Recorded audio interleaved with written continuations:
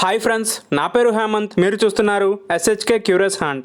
ఈ రోజు వీడియోలో మనం ఈ లైవ్ డేస్ రిమోట్ ని ఏ విధంగా ఉపయోగించాలో తెలుసుకోబోతున్నాం. సో ఇంకెందుకు ఆలస్యం, లేట్ చేయకుండా వీడియోలోకి వెళ్ళిపోదాం. ఫస్ట్ మీకు ఆన్ అండ్ ఆఫ్ బటన్ కనిపిస్తుంది. మీరు ఏసీ ఆన్ చేయాలన్నా ఆఫ్ చేయాలన్నా సరే ఈ బటనే ప్రెస్ చేయాలి. Next mode button. ఈ మోడ్ లో మీకు చాలా రకాల ఆప్షన్స్ అయితే ఉంటాయి. అందులో మొదటిది ఆటో ఆప్షన్. మీకు ఈ సింబల్ కనిపిస్తే అది ఆటోలో ఉన్నట్టు. ఈ ఆప్షన్ లో మీకు కేవలం ఫ్యాన్ మాత్రమే పనిచేస్తుంది. మళ్ళీ మోడ్ ని ప్రెస్ చేయగానే ఈ సింబల్ కనిపిస్తుంది. ఇది కూలెంట్ సింబల్. ఈ సింబల్ లో ఉంటేనే మనకి ఏసీ నుండి చల్లగాలి అనేది వస్తుంది. రూమ్ కూడా త్వరగా కూల్ అయిపోతుంది. మళ్ళీ మోడ్ ని ప్రెస్ చేస్తే ఈ విధంగా సింబల్ మారుతుంది. ఈ ఆప్షన్ మీకు మీ రూమ్ లో ఉన్న మాయిశ్చర్ ని తొలగించి మీ రూమ్ ని కాస్త డ్రైగా ఉండేలా చేస్తుంది. తర్వాత ఫ్యాన్ సింబల్ చూపిస్తుంది. ఈ సింబల్ లో కనుక మీరు పెట్టి ఆన్ చేస్తే మీకు కేవలం ఫ్యాన్ గాలి మాత్రమే వస్తుంది. ఏసీ నుండి చల్లగాలి మాత్రం రాదు. తర్వాత మీకు సన్ సింబల్ చూపిస్తుంది. ఈ ఆప్షన్ దేనికంటే మీ రూమ్ లో చలిగా ఉన్నప్పుడు ఈ ఆప్షన్ లో పెట్టి ఉంచితే మీ రూమ్ ని కాస్త వెచ్చగా ఉంచుతుంది. మనం ఏసీ చల్లదనం కోసం వాడతాం కాబట్టి కూలెంట్ సింబల్ లో పెట్టి వదిలేస్తే సరిపోతుంది. తర్వాత మీకు కింద ప్లస్ అండ్ మైనస్ సింబల్స్ కనిపిస్తున్నాయి కదా, అది ఏసీ టెంపరేచర్ ని ఇంక్రీజ్ చేసుకోవడానికి మరియు డిక్రీజ్ చేసుకోవడానికి ఉపయోగపడుతుంది. మీరు నెంబర్ ఇంక్రీజ్ చేశారంటే కూలింగ్ తగ్గుతుంది, డిక్రీజ్ చేశారంటే కూలింగ్ పెరుగుతుంది. మాక్సిమం మీరు 24 డిగ్రీస్ సెల్సియస్ లోనే ఉంచి ఏసీని ఆన్ చేయడం మంచిది.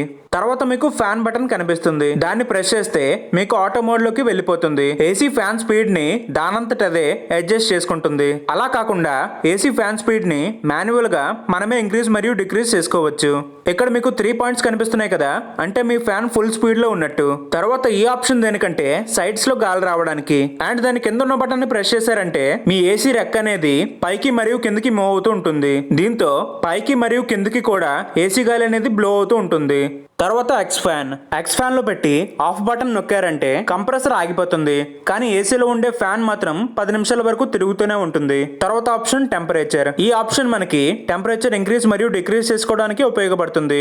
ఇక తర్వాతి ఆప్షన్ టైమర్ బటన్ ని ప్రెస్ చేసి ప్లస్ బటన్ నొక్కారంటే 0.5, 1, 1.5, 2 ఇలా నెంబర్ ని ఇంక్రీజ్ చేస్తూ పోతుంది. ఫర్ ఎగ్జాంపుల్ మీరు 2 కి పెట్టి ఏసీ ఆన్ చేశారంటే మీ ఏసీ ఆటోమేటిక్ గా 2 అవర్స్ తర్వాత ఆఫ్ అయిపోతుంది. తర్వాతి ఆప్షన్ టర్బో. ఈ ఆప్షన్ దేనికంటే మనం ఫ్యాన్ హై స్పీడ్ లో పెట్టాం కదా, ఈ టర్బోని ఆన్ చేశారంటే ఏసీలో ఉండే ఫ్యాన్ మరో 10% స్పీడ్ గా తిరుగుతుంది. తర్వాతి ఆప్షన్ స్లీప్. ఈ ఆప్షన్ లో పెట్టుంచారంటే ఇప్పుడు మీకు 24 డిగ్రీ సెల్సియస్ ఉంది కదా, అది 1 అవర్ తర్వాత 25 కి వెళ్తుంది. ఇలా 7 అవర్స్ వరకు టెంపరేచర్ డిక్రీజ్ అవుతూ వస్తుంది. ఈ స్లీప్ ఆప్షన్ మీకు నైట్ టైం చలేయకుండా టెంపరేచర్ డిక్రీజ్ చేస్తుంది. తర్వాత లైట్ ఆప్షన్ మీ ఏసీ యొక్క టెంపరేచర్ ఎంత ఉందనేది ఏసీ మీద డిస్ప్లే చేస్తుంది. ఫ్రెండ్స్, మీరు ఏసీ కరెంట్ బిల్ ఆదా చేయాలనుకుంటే ఏసీ ఆన్ చేసినప్పుడు సీలింగ్ ఫ్యాన్ ఆన్ చేయకండి. ఏసీ ఆన్ చేసేటప్పుడు మిగతా ఎలక్ట్రానిక్ డివైసెస్ అన్ని మాక్సిమం వాడకుండా ఆఫ్ చేసి పెట్టుకోండి. దీంట్లో హైయెస్ట్ వచ్చి 30 డిగ్రీ సెల్సియస్. దీంట్లో పెట్టి ఆన్ చేస్తే మీకు ఏసీ ఆటోమేటిక్ గా ఆఫ్ అయిపోతుంది. ఎక్కువ చల్లదనం కావాలనుకుంటే